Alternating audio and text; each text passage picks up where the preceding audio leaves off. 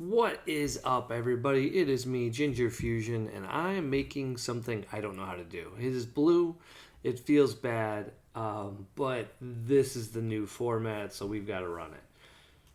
I don't like this build already, I'll tell you that much, but we're going to see what we can play around with it. This is a unique deck because this is probably the best deck in the format. And it feels bad that it is the best deck in the format. I'll show you why. We'll talk about some of the cards, and then we're going to talk about my changes to it. This is a wild deck. So we're just going to jump right into it. We're going to talk about the leader first.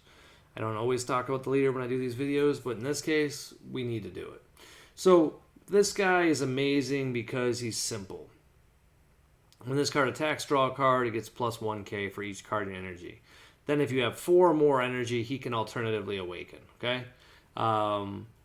You can get to his backside. Once he's on his backside, he says the following things. First of all, he gains critical. Very important ability when you have 7 or more energy because sometimes you just need to get your opponent lower on life.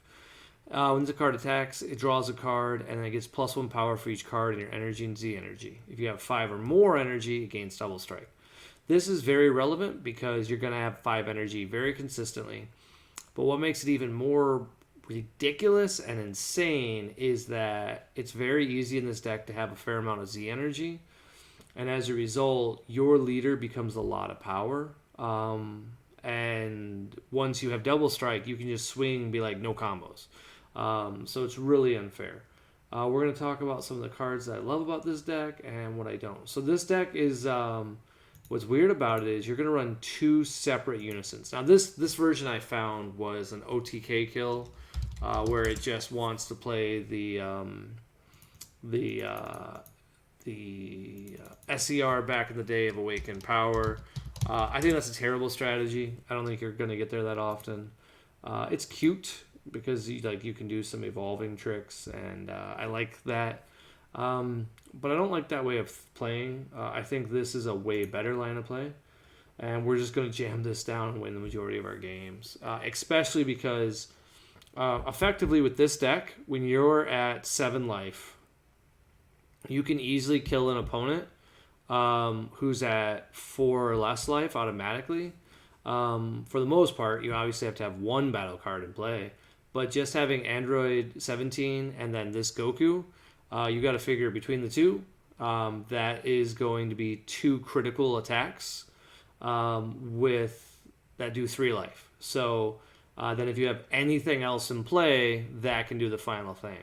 Normally what makes Android 17 so scary is they have to have be at 4 life, and then you do Android 17, you swing with your leader, they take 1 more, and then Boo has to try to finish the turn. In this situation, you don't need that. Now, what's really cool about this is right now we have a lot of different cards, but we actually have to increase some cards. So we're going to talk about those. This Bardock is a terrible idea in a lot of ways. I get the reason why, though. They're trying to turn on Rival Seeker, and they want to Overwhelm. So there's not a way to trigger the warp that I'm seeing. So I'm going to look over some of the cards to see if there's a better option.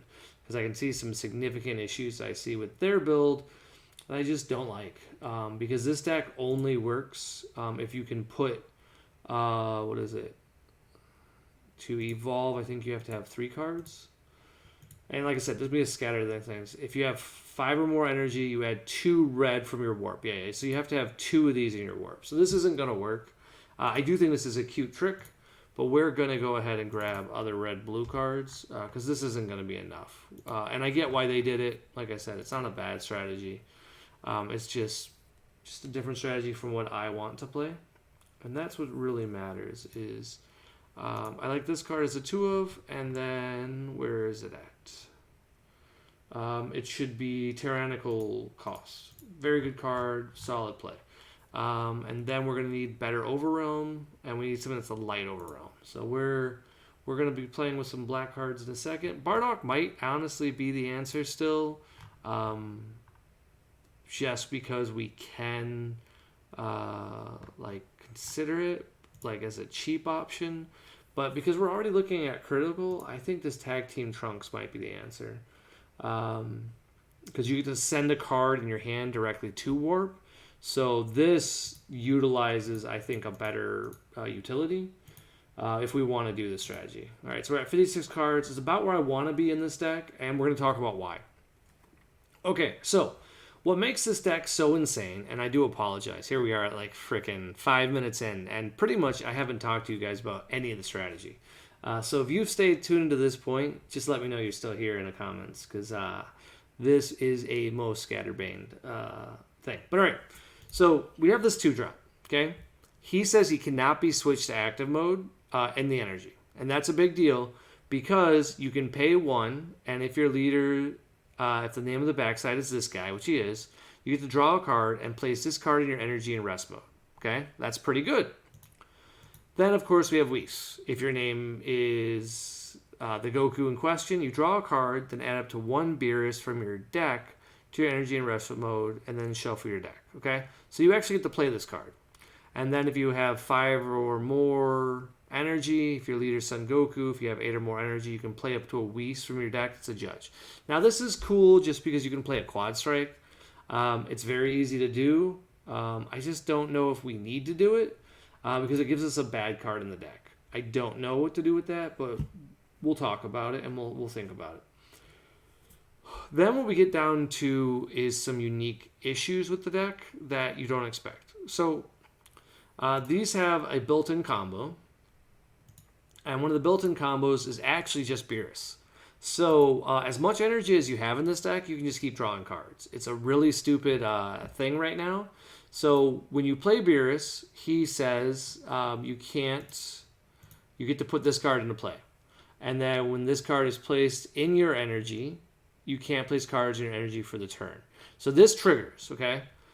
But you can still activate Beerus's from the hand currently, and because the cost is just 1 blue, okay? And you have to be this Goku, all right?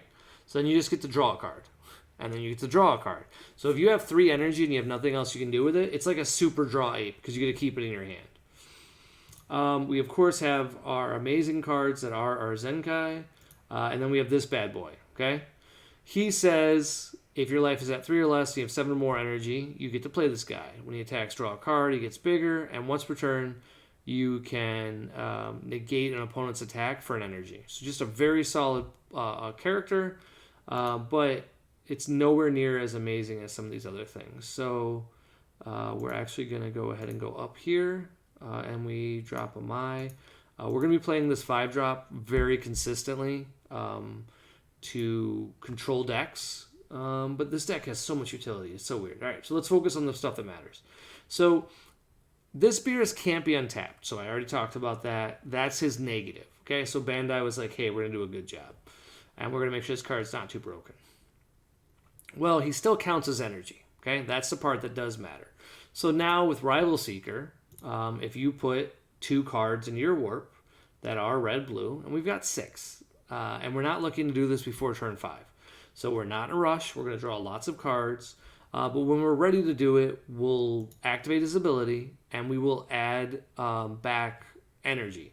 So it says here, you get to evolve a 6-drop. The 6-drop says, choose 3 of your energy and place them in their owner's drop. Then choose up to 3 cards and put them into play.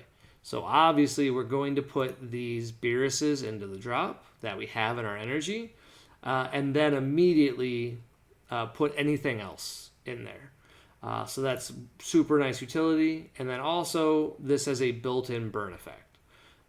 So whenever your opponent would take a damage, now they take 1 additional damage. So in the case of, if you can drop this 6-drop, for example, and then somehow magically pass the turn with all your energy up, you could have Tyrannicles Blow, you could Phantom's Blast, you could do all kinds of tricks. That would be amazing. But the real crazy part is that if you actually have him in play, and then next turn you can drop good old 17.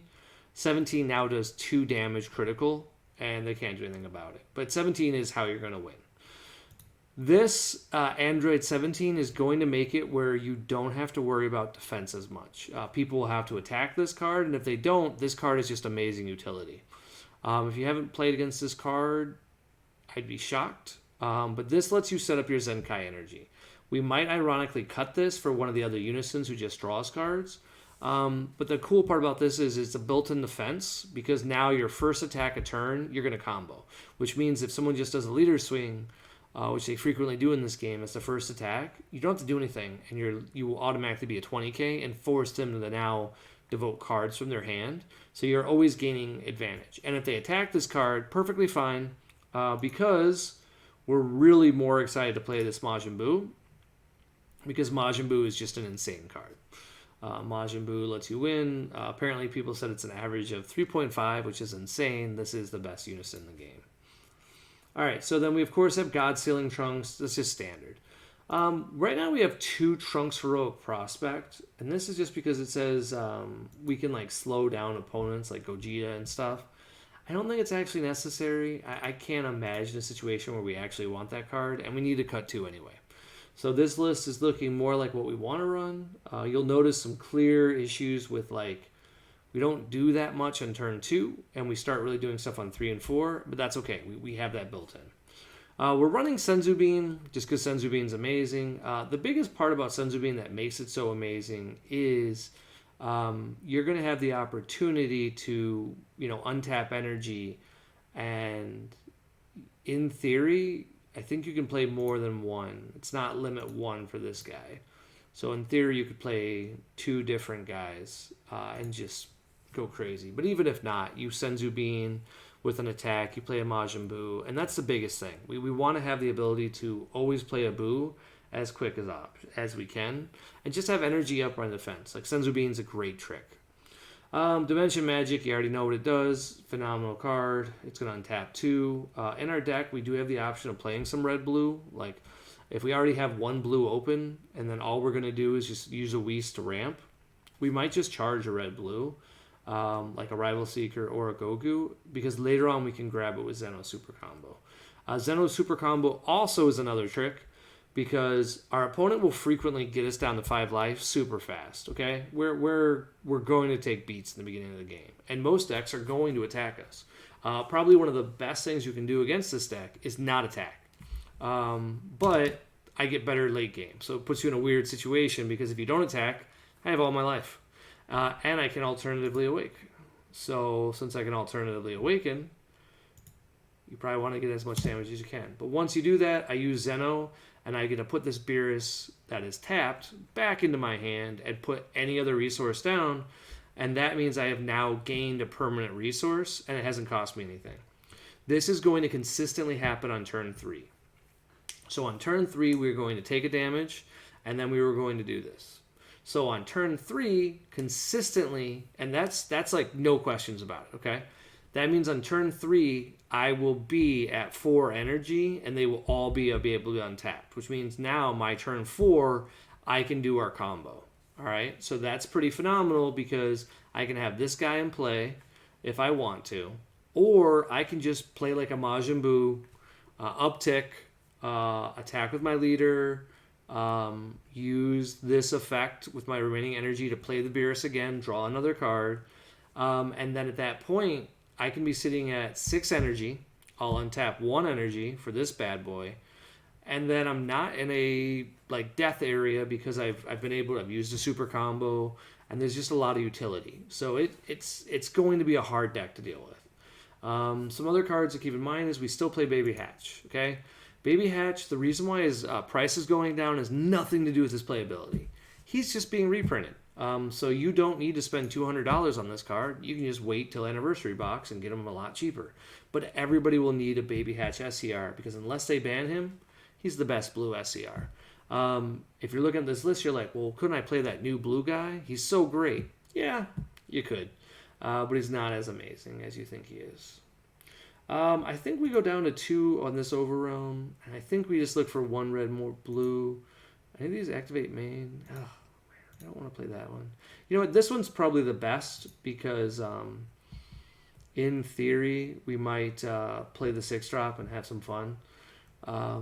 You could definitely run at least 2 copies of the burn spell. I just don't know. This is what I would try, though. So I really like the utility of this. And I think a lot of our matches are just going to be simple. Like, this to me feels like the deck. I've shown you guys some of the other cards that make Zenkai so good. This one, You can get rid of your opponent plays multiple battle cards. In this case, if they have 4 or more, this becomes an amazing card because now this leader can steal wins, right? You can just, like against Gogeta, you can just be like, cool, let's just go here and let's attack. Will be a 25k base with triple strike and critical. It's very, very powerful, but you only really need one.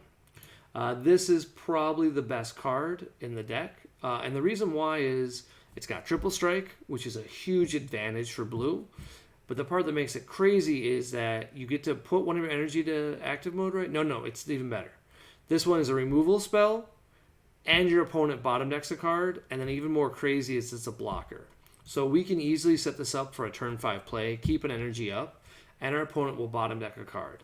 The reason why this card becomes so insane is that it's not unique for some reason.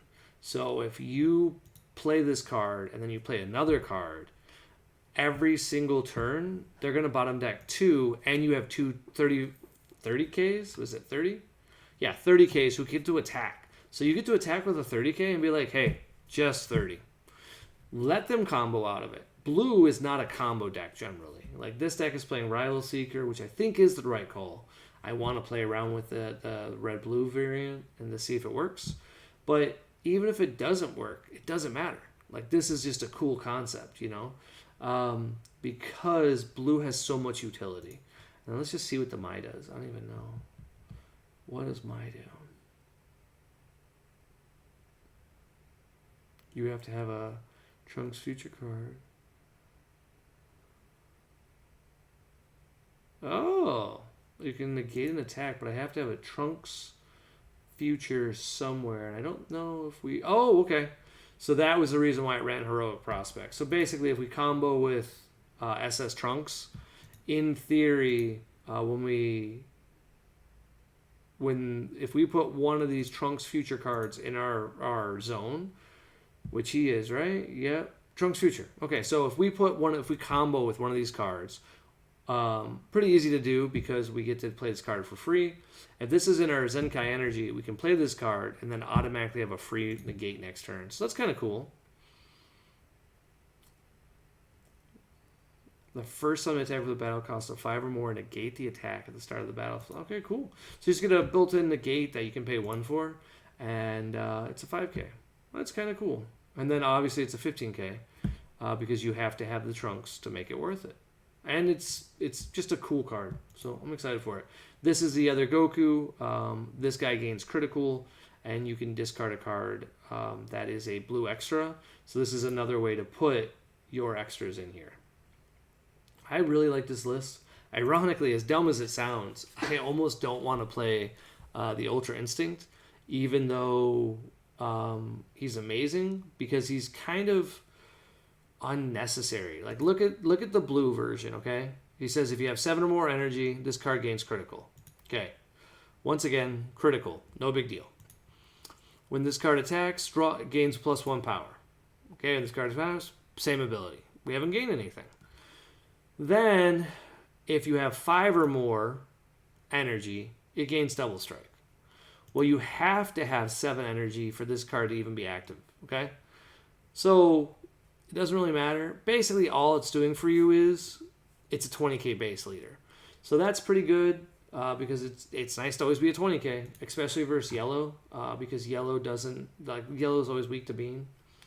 But yeah, I'm going to play one quick video with this and we'll see if it comes out great. Like I said, sorry, scatterbrain video, but I'm trying out blue and it's kind of scary. Because red, in my opinion, is the weakest color next set. I think red's great for aggro, but I think there's too much defensive tricks now. Like, look at this deck. How many defensive tricks do we have that are like a problem? We have built-in combo. This Rival Seeker is fantastic because it's a 10k combo power. Zeno's a great defensive trick. We have Baby Hatch. We have combination attack. Tyranny's Cost, or was it? Tyranny's Cost. Draw 2 cards. Your opponent has 11 or more in hand. They choose 2 cards and shuffle them back to the deck till they have 10. Zenkai is crazy because on turn 3 as a Gogeta deck, you can combo so many cards and have like 13, 14 in your hand. And then my turn two, if you, if you wanted to, because you've had the opportunity with Zeno Super Combo, because I brought so much aggression, you could put down a red blue, play this card, draw 2 cards, and then make your opponent put back as many as 3 cards. That's going to be hard for red to overcome, just because it needs that card advantage to seal the deal. One thing I haven't talked about that's super important.